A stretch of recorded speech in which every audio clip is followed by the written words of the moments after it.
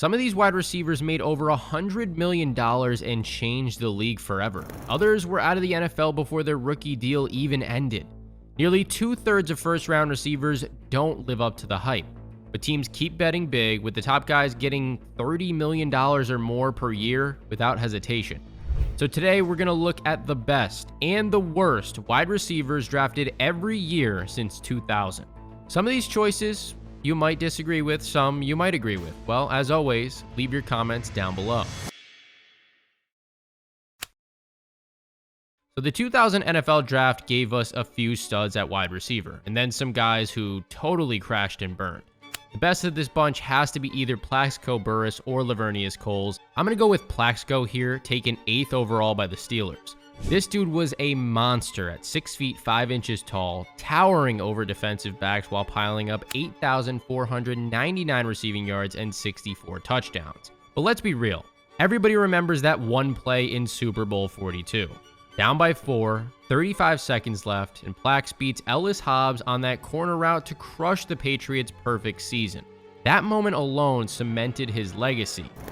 Manning lobs it, Burris alone, touchdown New York! Until another moment that changed the course of his life and perhaps overshadowed that Super Bowl catch entirely. This was when Burris shot himself in the leg at a nightclub. But that doesn't affect what he did on the football field before that event occurred.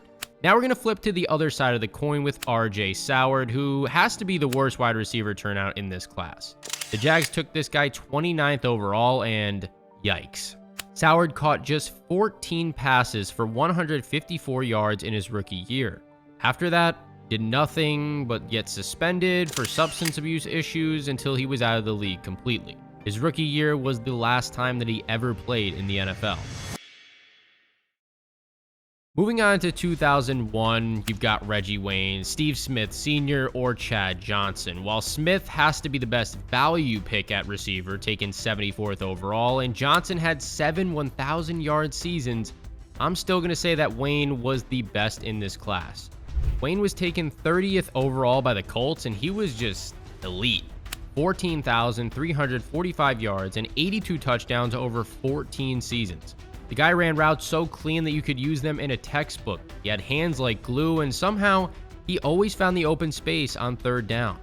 He made 6 Pro Bowl appearances and even led the league with 1,510 yards back in 2007.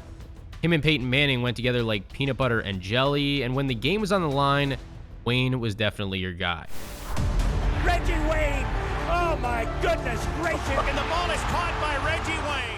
Then for the worst, I'm going to have to go with David Terrell, just because the Bears spent a top 10 pick on him. He was taken 8th overall, and all Chicago got was 1,602 yards and 9 touchdowns over the course of 4 years. Granted, the Bears did have some terrible quarterbacks, but the production that they got from Terrell still wasn't even close to enough.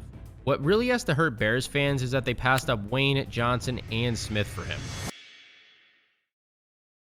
When you look at the 2002 draft class, Dion Branch certainly jumps out, although guys like Jabbar Gaffney and Dante Stallworth had decent careers as well. Branch wasn't the biggest or the fastest guy, but he became Brady's go-to target in those early New England years, putting up 6,644 yards and 39 touchdowns over the course of 11 seasons. Just look at Super Bowl 39, where Branch carved up the Eagles defense with 11 catches for 133 yards. The dude was so dominant that he walked away with Super Bowl MVP honors in that 24-21 win, becoming the first wide receiver to do so since Jerry Rice. That's clutch right there. On the flip side, we're going to go with Tim Carter as the worst, who the Giants grabbed in the 2nd round, 46th overall. Here's a guy who somehow hung around for 7 seasons while doing basically nothing on the field. We're talking 1,090 total yards and just 4 touchdowns for his entire career. His rookie year, he had a whopping 2 catches for 37 yards.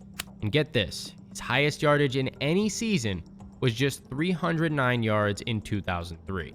You know your career is pretty rough when you're averaging just 15 yards per game. What makes this pick even worse, the Giants could have had either Branch or Antoine Randall L instead of a guy who barely made a blip on the NFL radar. The 2003 class gave us an absolute monster in Andre Johnson. Although Anquan Boldin was a beast too, Johnson was just better. Johnson was a physical freak who just bullied cornerbacks for 14 seasons. 7 Pro Bowls, 2 All-Pro First Team nods, and now a Golden Jacket in Canton tells you everything about his place in history. Team wasn't great at the time, but I took it as a challenge. I want to come here and help make this team relevant. Oh, what an individual effort. Andre Johnson. Johnson led the league in receiving yards twice in 2008 and 2009 and wrapped up his career with 14,185 yards and 70 touchdowns. And the thing is, he did all that while catching balls from a parade of mediocre quarterbacks in Houston. Just imagine what his numbers would have looked like if he was playing with Tom Brady or Peyton Manning. Then we had Charles Rogers. Oh man, the Lions took this guy 2nd overall and it turned into a complete train wreck. Rogers managed just 243 yards as a rookie before injuries and suspensions basically ended his career. He played in 1 game his 2nd season and caught 14 passes for just 197 yards in 9 games during his 3rd and final season. When it was all said and done, Rogers finished with 440 yards and 4 touchdowns. Rogers was an absolute stud at Michigan State. I mean, he broke Randy Moss's record of 13 consecutive games with a touchdown catch. But still, the Lions could have had Johnson or Bolden instead of Rogers. Talk about a blown pick here. The 2004 class gave us Larry Fitzgerald, who basically is the gold standard for receivers not named Jerry Rice. His numbers are insane: 17,492 yards, 121 touchdowns, and 11 Pro Bowls. But what made Fitz really special was his hands. The guy literally has more tackles than drops in his career, which is insane. Nobody could high point a ball like him or make those contested catches in traffic. And he did it mostly with a revolving door of quarterbacks outside of those 5 years with Kurt Warner. You want to see Fitzgerald at his absolute best? Just look at that 2008 to 2009 playoff run. He practically carried the Cardinals to the Super Bowl, putting up 546 yards and 7 touchdowns in just 4 games. He almost got them a championship too before Santonio Holmes made that toe tap catch in the corner. As for the worst receiver in this class, I'm going to go with Rashawn Woods. Man, what a disaster for the 49ers. They took him 31st overall after trading Terrell Owens, but his entire NFL career, 7 catches, 160 yards, and 1 touchdown in 14 games. After quickly fizzling out of the NFL, he played in the Canadian Football League, where his career finally came to an end. Looking at 2005, Roddy White was the clear standout, though Vincent Jackson definitely made his mark too, and I want to say rest in peace to Jackson, by the way, as he passed away in 2021 due to alcohol abuse. But White became Matt Ryan's security blanket in Atlanta, racking up 10,863 yards and 63 touchdowns over the course of 11 seasons. The guy was just flat out consistent, with 6 straight 1,000-yard years from 2007 to 2012. What you have to love about Roddy was how he showed up when games were on the line. Remember that 47-yard touchdown over Richard Sherman in the playoffs against Seattle? That's going to step up. Look out. Roddy White is out there, and it is caught. Oh, touchdown! But his most clutch play might have been in 2012 against Carolina. Falcons at their own 1-yard line, no timeouts remaining, just a minute left, and White has a 59-yard gain to set up the game winner. Falcons down by 1. And going deep for Roddy White. And White makes the catch! And for the years that White played alongside Julio Jones, they were easily one of the best receiving duos that the league had to offer. On the flip side, you've got Troy Williamson, who might be one of the worst top 10 picks ever. The Vikings grabbed him 7th overall, thinking he was going to replace Randy Moss. Spoiler alert, he did not. The guy had top-tier speed and could get open all day long, but his hands were made of stone. His 5-year career gave us just 1,131 yards and 4 touchdowns, including 2 seasons where he barely showed up, just 30 yards in 2008 and 34 yards in 2009. I do want to point out that I could obviously just pick late-round wide receivers to be the worst ones, but what's the fun in that? Let's try to figure out which of these receivers return the least amount of value per year. Okay, in 2006, we've got to give the nod to Brandon Marshall, with Greg Jennings and Marquise Colston right behind him. Marshall was a beast at 6 feet 5 inches tall and basically a linebacker playing wide receiver. The way he combined that size with his great hands and sharp route running made him a nightmare for cornerbacks trying to cover him one-on-one.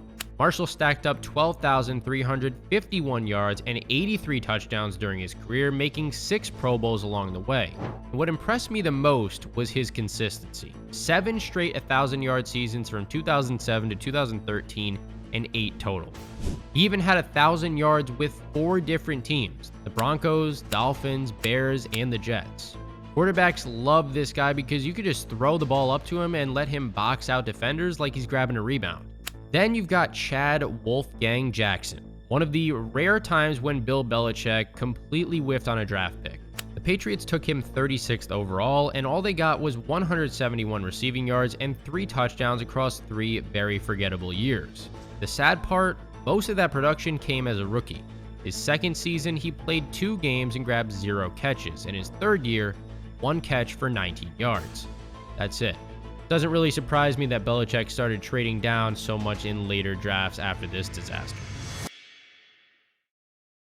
When we talk about 2007, it's all about Calvin Johnson, maybe the most physically gifted receiver ever. They called him Megatron for a reason. This dude was 6 feet 5 inches tall and ran a 4.35 40. He was basically what you'd get if you combined Randy Moss's deep threat ability with Larry Fitzgerald's hands and Brandon Marshall's strength. I'll tell you folks, I have never in my lifetime seen a receiver with more God-given ability than Calvin Johnson.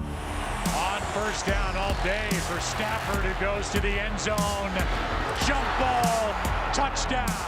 Johnson put up 11,619 yards and 83 touchdowns over the course of 9 years, and set the single-season record with 1,964 yards in 2012.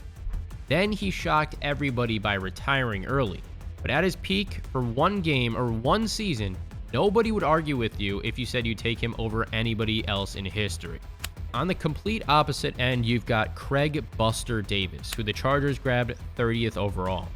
His entire 4-year career gave us a whopping 51 catches for 558 yards. He put up 59 yards in 2008 and 52 yards in his only game during 2009. Then he didn't play again after 2010. The 2008 class gave us DeSean Jackson, who was just electric on the field. Nothing against Jordy Nelson though, he was a star too in Green Bay and I could have easily chosen him, but Jackson racked up 11,263 yards and for a few good years, he might have been the fastest dude in the entire NFL. The guy led the league in yards per catch 4 different times, even averaging over 22 yards per grab in 2010. Defenses always had to respect his speed on every single play, and man, he gave us some very unforgettable moments with the Eagles. Remember that ridiculous punt return against the Giants? Jackson bobbles it and now has to try and recover. DeSean Jackson gets a block. Are you kidding? Still not in and now in for the touchdown, no flag. Or that Monday night opener against Washington where Vic hit him for an 88-yard bomb on the very first play. Rolling and launching downfield for DeSean Jackson, who accelerates, caught the opening play, and all the way for a touchdown. Then for the worst, it's a toss-up between Limas Swede and James Hardy. But I'm going to go with Swede. The Steelers grabbed him in the 2nd round, 53rd overall. He looked the part at 6 feet 5 inches tall, but gave Pittsburgh just 7 catches for 69 yards and 0 touchdowns. Swede couldn't stay healthy or produce anything when he was on the field. He played just 11 games as a rookie and 9 games during his 2nd year before getting cut. Julian Edelman is probably the winner in 2009, mainly for the accomplishments and the value that he provided, especially from his draft position. Patriots found this guy 232nd overall in the 7th round, and he turned from a college quarterback into one of the most reliable slot receivers in all of football. His stats are very good, but they don't come close to telling the whole story. After Wes Welker left New England in 2013, Edelman stepped right in and became Brady's go-to guy. He just had this knack for getting open on 3rd down and when you needed him the most. And the bigger the game, the better Edelman played. Look at Super Bowl 53, MVP performance with 10 catches for 141 yards against the Rams. Or those insane catches during that comeback against Atlanta in Super Bowl 51. The guy was just clutch. Then you've got Joaquin Iglesias, who the Bears took 99th overall. In his lone season, Iglesias appeared in 1 single game, not even making a catch. He actually ended his NFL career with more tackles than receptions or receiving yards. Bears waived him in September of 2010, and then he kind of just bounced around the league on different practice squads, but never earned a roster spot during the regular season. When you spend a third-round pick on a receiver, you expect at least something in return, and the Bears, they got absolutely nothing, which is the pick that really hurts.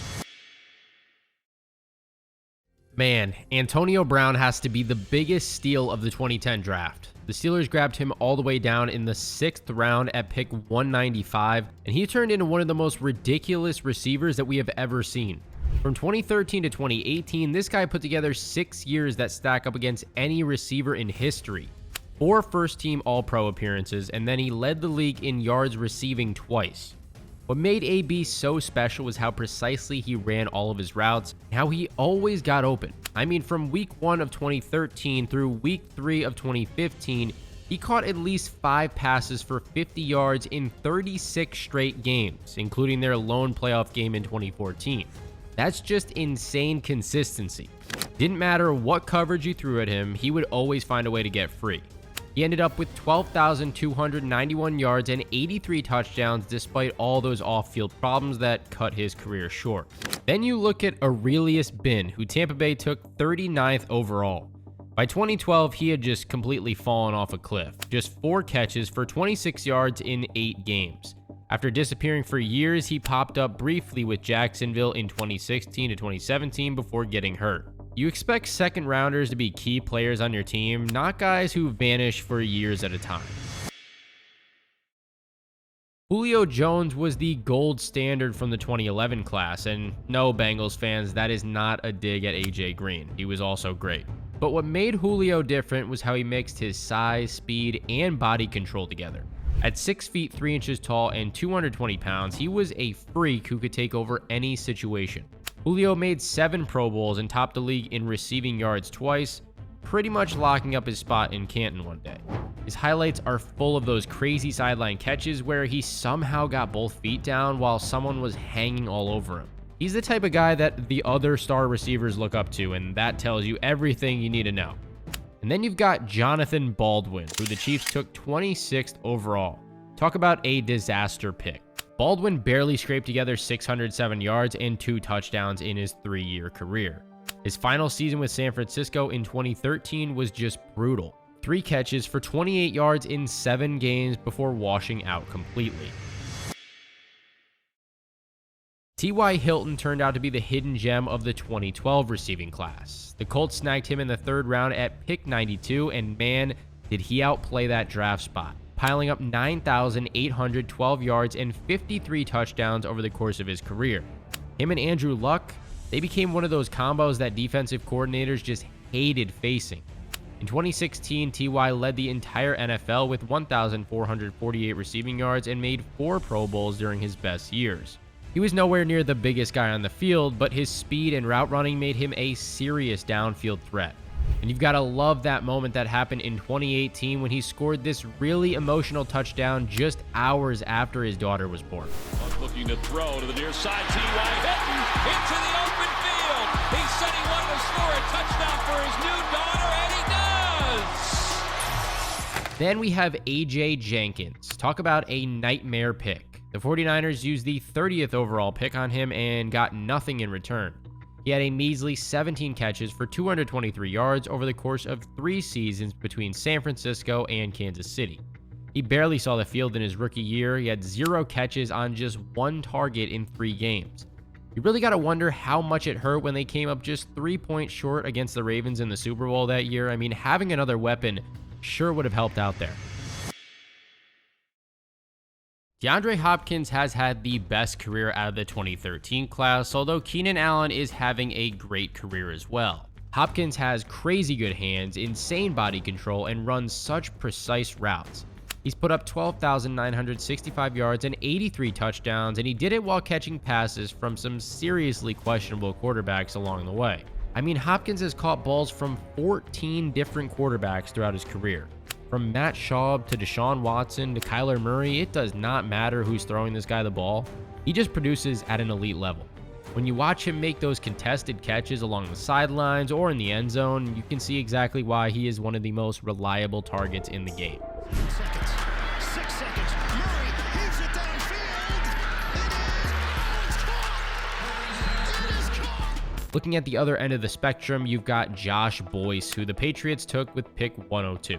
The 5'11" receiver only played in 9 games as a rookie, putting up 121 receiving yards.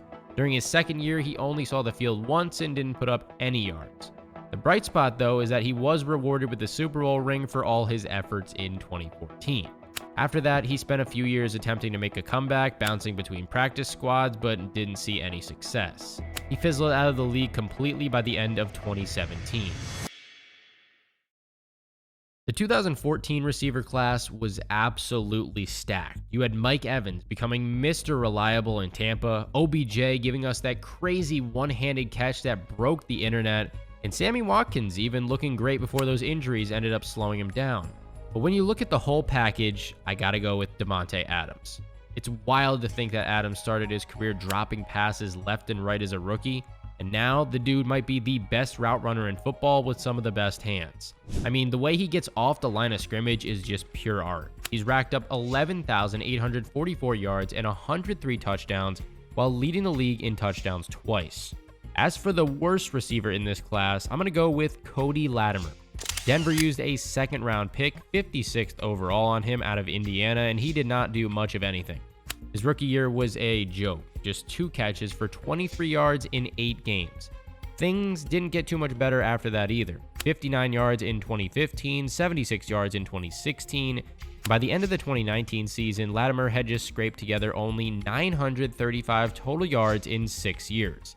But just like Boyce, Latimer also has a Super Bowl ring to show for his time in the league from the 2015 season. Now when it comes to the best receiver from 2015, I'm going to go with Stefon Diggs, giving him the edge over Amari Cooper, even though this one is definitely close. Cooper has made 1 more Pro Bowl and went 4th overall, but Diggs has hit the higher level since coming into the league as a 5th-round steal. In 2020, he led the entire NFL with 1,535 yards, while Cooper's best year yardage-wise was 1,250 in 2023. What makes Diggs so special is how precise his routes are and how he creates separation with that footwork. We just have to hope that his recent ACL tear doesn't derail his entire career and he can be a solid receiver for Drake May with the Patriots. As for the worst, Kevin White might be one of the saddest draft stories in recent memory. The Bears took him 7th overall, but his career was derailed by injuries before it even got started. He didn't play a single snap during his rookie year, and then when he finally hit the field in 2016, he managed just 187 yards in 4 games. From there, things just got worse. 1 game in 2017 with 2 catches for 6 yards, and he never topped 100 yards in a season after that brief rookie stint. He essentially got paid millions of dollars to rehab. All right, moving on to 2016. Tyreek Hill has just blown past everybody. Michael Thomas definitely made some noise there, leading the league in catches for a couple years, but Hill's been playing a completely different game with that ridiculous speed and playmaking ability. Until last year, he had 8 consecutive Pro Bowls, which tells you everything about how dominant this guy really is. He started off as just a speed demon, but now he's a complete receiver who can pretty much run every route you can draw up. And don't let his size fool you either. The way he tracks down deep balls and makes contested catches, despite being on the smaller side, separates him from the other fast guys who have come and gone. Hill really hit another level in 2023 when he piled up 1,799 yards and 13 touchdowns, which got him the top spot in the NFL Top 100 Players list. Just want to say on behalf of the NFL players, I want to congratulate you on being voted #1. You lie. No, you never. You First down at 15 following the penalty. Tua swings it out. Thinking it fast. How about Tyreek Hill? Hill inside the 20 and then finally chased down. Then you look at Corey Coleman, who was the first receiver taken in the draft, and it's a big yikes here. The Browns spent the 15th overall pick on him and got just 413 yards his rookie year, followed by 305 yards in his second year. Then he went to the Giants for the 2018 season, but only managed 71 yards on 5 catches. If you want the perfect snapshot of his career, it's that play in Week 17 against Pittsburgh that sealed Cleveland's 0-16 season. Coleman was wide open on a crucial 4th down, and the ball just went right through his hands and hit him in the face mask, giving it right back to the Steelers. Cooper Kupp has to be the shining star from the 2017 receiver class, but I don't want to ignore how Chris Godwin has been quietly producing great numbers in Tampa Bay. What makes Kupp's story so cool, though, is that he was just a 3rd-round pick from Eastern Washington, and scouts were questioning whether he was athletic enough for the NFL. When Kupp's been healthy, he's been absolutely lights out. He has 7,776 yards and 57 touchdowns so far in his career. The way he understands coverage schemes and finds those soft spots and zones is what made him Matt Stafford's favorite target. And you want to talk about all-time great seasons. His 2021 season was just ridiculous. He took home Offensive Player of the Year with 1,947 yards and 16 touchdowns, even finished 3rd in MVP voting. I mean, him and Stafford during that Super Bowl run were basically unstoppable. 2nd and goal. Pass. Kupp! But you know who wasn't unstoppable? John Ross, who the Bengals grabbed 9th overall after he broke the 40-yard dash record at the Combine. Talk about a disaster. This dude didn't catch a single pass during his rookie season despite playing in 3 games. He did manage to score 7 touchdowns in 2018, but that came with just 210 yards. His 2020 season, a whopping 17 yards. Then 224 yards with the Giants in 2021. And after briefly hanging it up, Ross came back in 2024 with the Eagles and managed 1 catch for 6 yards. All that speed, and the guy couldn't find anywhere to run with it when it actually mattered. As for 2018, this whole receiver group has been pretty low-key, to be honest with you, but DJ Moore has been solid. Despite catching passes from what feels like a million different quarterbacks in Carolina and now Chicago, this guy has piled up 7,531 yards and 35 touchdowns so far and is definitely looking to bounce back after taking a step back during the 2024 season. Flip to the worst receiver of that draft class and you're looking at Jaleel Scott. The Ravens spent a 4th-round pick on him after he made this absolutely ridiculous catch at New Mexico State that went viral. But man, that college magic has never showed up on Sundays. His entire NFL career so far, just 1 catch for 6 yards as a rookie, followed by 1 catch for 16 yards in 2020, and that's it. 2 catches, 22 yards, and then he was gone. 2019 was another class that was loaded with talent, but A.J. Brown has become the main attraction in a group that also gave us Terry McLaurin, DK Metcalf, and Deebo Samuel. Brown brings this crazy mix of size and strength, and what he does after the catch has made him one of those guys defensive backs just hate facing. So far, he's racked up 7,026 yards and 49 touchdowns, and how can I not mention his sideline reading habits? The guy went viral because he was just calmly flipping through inner excellence during their recent playoff game against the Packers. Then you got JJ Whiteside, who might be the biggest swing and a miss from that class. The Eagles used a 2nd-round pick on him coming out of Stanford, and he had just 10 catches for 169 yards and 1 touchdown as a rookie. He then followed that up with 4 catches for 85 yards in 2020 and 2 catches for 36 yards in 2021. What makes this even more painful for Eagles fans is that scouts were super high on this guy.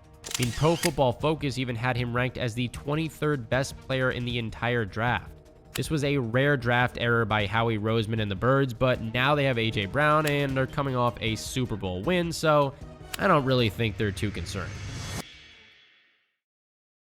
Okay, let's forget about that JJ and move on to the real JJ, because Justin Jefferson has completely blown away the competition. I mean, CeeDee Lamb would be the headline guy in almost any other draft here, but Jefferson is playing a completely different game out there. He tied the all-time record for fewest games needed to reach 5,000 receiving yards, and he's on pace to hit 10,000 yards by 27 years old. He's got 7,432 yards and 40 touchdowns in just 5 seasons. And get this, Jefferson averages 96.5 yards per game, which is the highest in NFL history. Not just among active players. This is the entire history of the league. In 2022, he led the NFL with 1,809 yards, but what really sets Jefferson apart is how he produces no matter who is throwing him the ball. Kirk Cousins, Josh Dobbs, Nick Mullins, it doesn't seem to matter who's back there. Jefferson just keeps putting up elite numbers week after week. Then you've got Jalen Reagor, who might be one of the most painful draft whiffs we have seen recently. The Eagles spent the 21st pick on him, and he had 695 yards throughout his first 2 years. In 29 games, the dude never once topped 60 yards in a single game. But what really puts this pick over the edge? It's the ultimate gut punch for Eagles fans because they took Reagor literally 1 pick ahead of Justin Jefferson.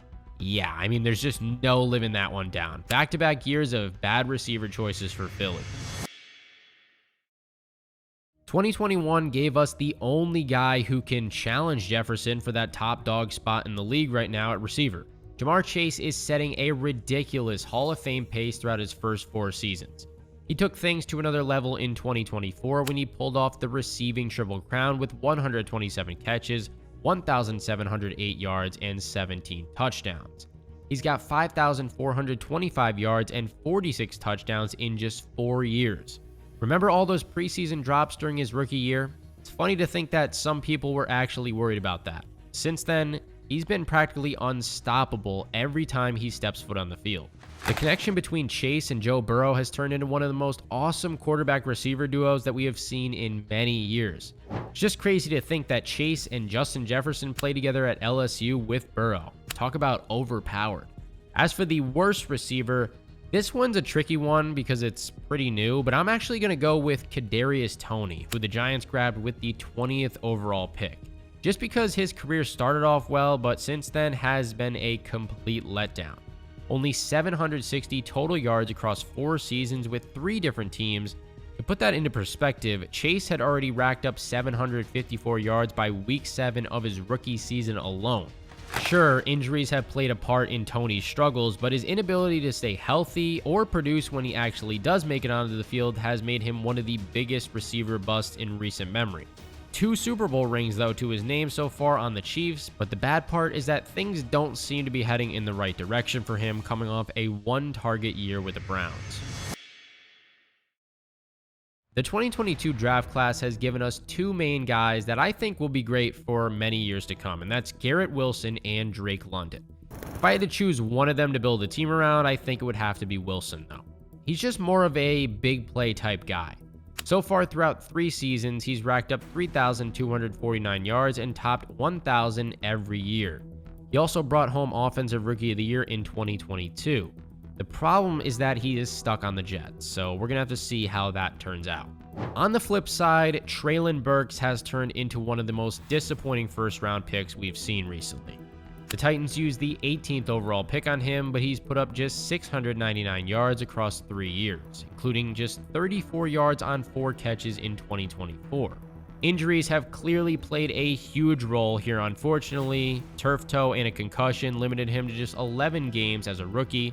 Then an LCL sprain messed up his 2nd year, and a knee sprain along with another bad concussion cut his 3rd season short. But even when he's been healthy, his production has been terrible. The dude literally has 8 times more drops than he does touchdowns.